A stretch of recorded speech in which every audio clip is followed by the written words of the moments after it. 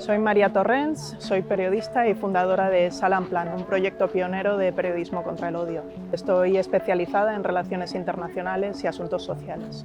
Mi nombre es Alfredo Campos, soy abogado especializado en Derecho de Extranjería y en Protección Internacional. Tengo también experiencia en el ámbito del tercer sector, en las organizaciones no gubernamentales, también experiencia en la administración pública, pero generalmente relacionado con la inmigración.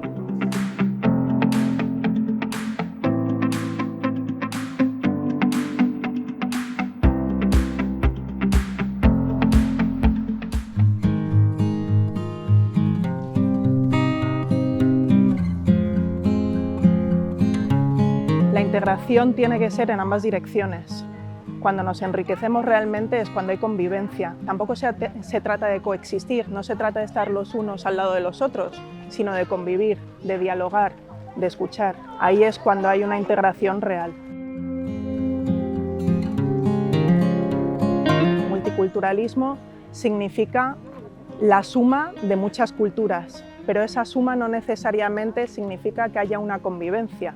Significa que están muchas al lado de las otras, juntas, sin necesariamente mezclarse. De esa forma no hay un enriquecimiento real. El multiculturalismo es un concepto que estuvo muy de moda hace unas décadas en Berlín, especialmente, por ejemplo, estaba el concepto multiculti que decían, y realmente era algo de lo que los berlineses se sentían orgullosos y tenían su parte de razón, ¿no? Porque es bonito que haya muchas culturas que vivan en una misma ciudad y se lleven bien. Yo creo, sin embargo, que le falta ese clic, ese paso adicional de más que multiculturalismo, que sea un interculturalismo. Sigo valorando la necesidad de adoptar un modelo más que de multiculturalismo, de interculturalidad, ¿no? De tratar de coger lo mejor de las sociedades de acogida y de las sociedades nuevas, digamos, que vienen, y tratar de quedarnos un poco lo mejor. Y yo creo que en cierta manera, en algunos puntos, esto se está dando ya en España, ¿no? Están cambiando ya las mentalidades, muy lentamente a veces, y con ciertas resistencias, pero sí que este fenómeno se está produciendo.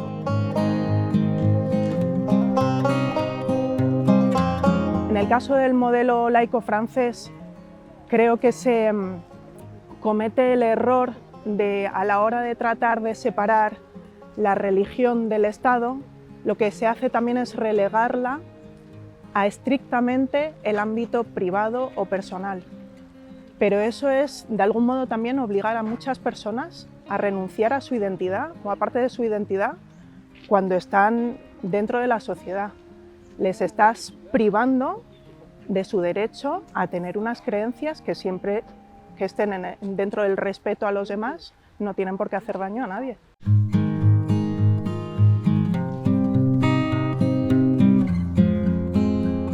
El modelo español, con respecto al modelo francés, creo que hace una cosa muy bien, y es que no obliga a las personas, no las presiona de algún modo para que oculten su religión, sino que todas las religiones son válidas. Una cosa es separar no solamente la Iglesia del Estado, sino la religión del Estado y de la política, y otra cosa es no permitir que en muchos ámbitos esas creencias se expresen.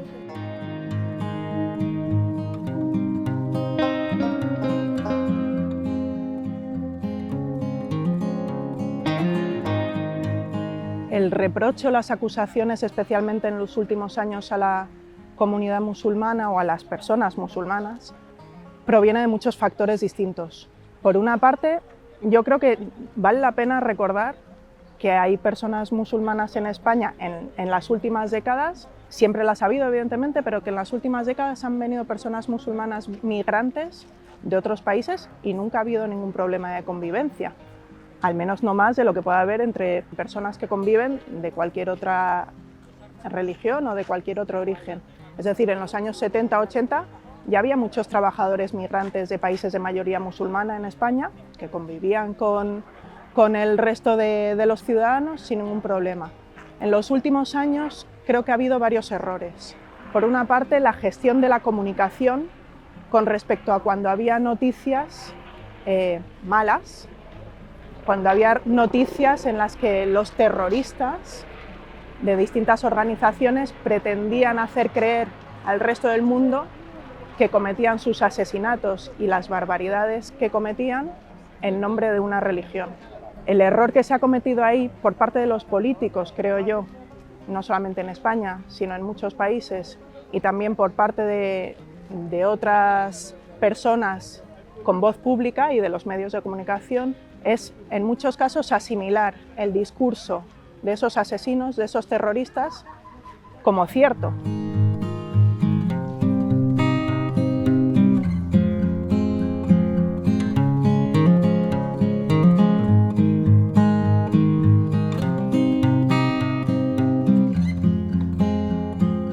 En el caso de los datos con respecto al trabajo que según las acusaciones de ciertos sectores puedan quitar o no las personas migrantes, hasta donde yo sé es que ni siquiera existen esos datos como tal, porque no se puede discriminar por razones de origen, no se recogen estadísticas públicas en ese sentido. No hay datos patentes que indiquen que eso es así, desde luego. Sí que es verdad que en algunos sectores puede haber cierta, sobre todo sectores con menos cualificación, puede haber cierta competencia con determinados colectivos nacionales, de personas nativas desfavorecidas, pero no es cierto. Y a las pruebas me remito, que hoy en día está muy de moda normas restrictivas al empleo de los extranjeros en muchos países de Europa, y los problemas que ello causa. Y los problemas fundamentales es que luego las empresas no encuentran a personas para llevar a cabo esos trabajos. En este sentido hay un ejemplo muy claro que ilustra cómo una norma o como unas normas restrictivas respecto al trabajo de los ciudadanos extranjeros pueden venir a perjudicar a la economía y a las empresas, como es y lo estamos viendo ahora mismo en Europa en muchos sectores, por ejemplo en el sector del transporte por carretera, en el sector de las obras, de la construcción, en el que no se llegan a encontrar, no se cubren con profesionales que hay en el mercado laboral, y al no facilitarse el empleo de estos ciudadanos extranjeros que podrían venir a suplir esta carencia, pues el sector sufre y el sector se resiente.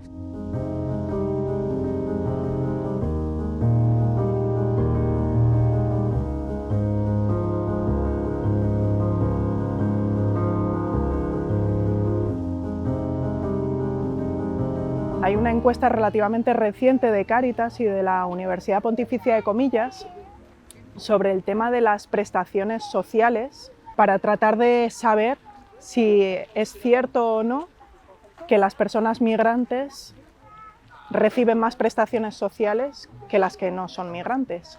Y en esta encuesta quedó claro que en absoluto es así, no hay ningún abuso, sino que solamente un 4,3% de las personas migrantes llegan a recibir prestaciones sociales, que pueden ser por desempleo, por ejemplo. Si recibes una prestación social por desempleo, significa que previamente has estado legalmente empleado, has cotizado y, por lo tanto, tienes tu derecho a la subvención por desempleo, igual que cualquier otro ciudadano.